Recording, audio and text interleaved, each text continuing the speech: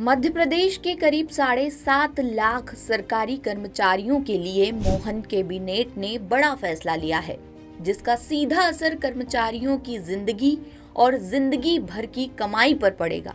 दरअसल मुख्यमंत्री डॉक्टर मोहन यादव की अध्यक्षता में 10 फरवरी मंगलवार को यानी आज कैबिनेट बैठक हुई। बैठक में विकास संबंधित कई योजनाओं पर जरूरी फैसले लिए गए। इसमें न्यू पेंशन योजना 2026 को भी मंजूरी दी गई। बता दें, न्यू पेंशन नीति के तहत अब तलाकशुदा बेटियां भी पेंशन पाने की हकदार होंगी। आखिर ये न्यू पेंशन स्कीम एनपीएस है क्या? तो बता दें, एनपीएस कंपलसरी यानी अनिवार्य पेंशन स्कीम है, जिसे भारत सरकार ने 2004 में शुरू किया था।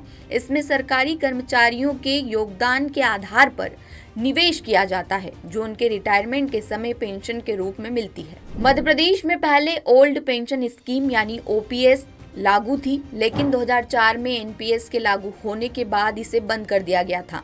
हालांकि कई कर्मचारी ओपीएस को फिर से बहाल करने की मांग कर रहे हैं। अब दोनों योजनाओं का कंपैरिजन देखें तो न्यू पेंशन स्कीम एनपीएस 2004 में शुरू हुई थी, जबकि ओल्ड पेंशन स्कीम ओपीएस 1950 में। एनपीएस में कर्मचारी और सरकार दोनों का कंट्रीब्यूशन होता है, वहीं ओल्ड पेंशन स्कीम ओपीएस में सिर्फ सरकार का योगदान होता है। एनपीएस में पेंशन का अमाउंट मार्केट लिंक्ड निवेश पर आधारित होता है। ओपीएस में सैलरी का एक निश्चित हिस्सा 50-60% मिलता था। एनपीएस में पेंशन की सुरक्षा निश्चित नहीं, बाजार के उतार चढ़ाव पर निर्भर, वहीं ओपीएस में निश्चित पेंशन मिलती है। एनपीएस में लचीलापन है, यानी कर्मचारी को निवेश का चयन करने की स्वतंत्रता है, जबकि ओपीएस में कोई लचीलापन नहीं है, केवल निश्चित पेंशन। एनपीएस में समय समय पर संशोधन और सुधार की संभावना है, ओपीएस में कोई बदलाव नहीं है। एनपीएस में रिटायरमेंट के बाद कोई निश्चित राशि नहीं मिलती है, ओपीएस में निश्चित पेंशन मिलने की गारंटी है।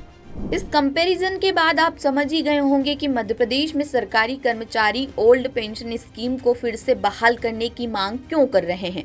दरअसल प्रदेश में सरकारी कर्मचारी पुरानी पेंशन योजना यानी ओपीएस की बहाली की मांग मुख्य रूप से भविष्य की आर्थिक सुरक्षा और निश्चित पेंशन के लिए कर रहे हैं। कर्मचारियों का मानना है कि नई पेंशन योजना यानी एनपीएस बाजार के उतार चढ़ाव पर आधारित है, जिससे रिटायरमेंट के बाद मिलने वाले पैसे की कोई गारंटी नहीं है। इन दोनों योजनाओं को लेकर आप क्या सोचते हैं, कमेंट करके बता सकते हैं। लेटेस्ट, इन्वेस्टिगेटिव और इन डेप्थ खबरें देखने के लिए ज्वाइन कीजिए द सूत्र का व्हाट्सएप चैनल, सब्सक्राइब कीजिए यूट्यूब चैनल, लाइक कीजिए फेसबुक पेज और पढ़ते रहिए www.daसूत्र.com।